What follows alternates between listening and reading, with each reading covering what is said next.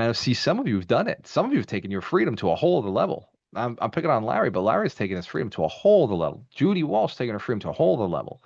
Monstrous levels, right? The amount of energy that they're putting into the world, it's crazy. Ron Bowling took his freedom and he took his house everywhere. Yesterday Ron was working on his house at Home Depot. He was at the Home Depot parking lot.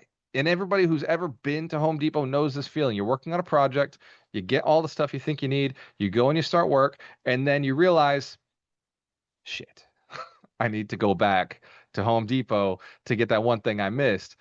Ron told me yesterday, he said, yeah, it was crazy. I needed it.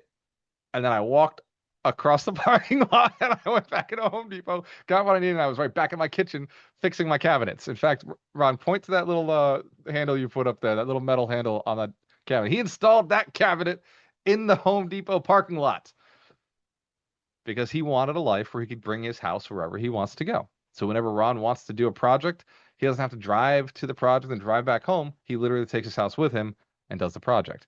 He was working on his house while he was at his father's house. He was working at his house while he was in Arizona. And that was him taking his whole life into his hands, saying, my freedom is my choice. Now, it took Ron a single decision. It took years to deploy, but a single decision that this was his life and he was going to go do it.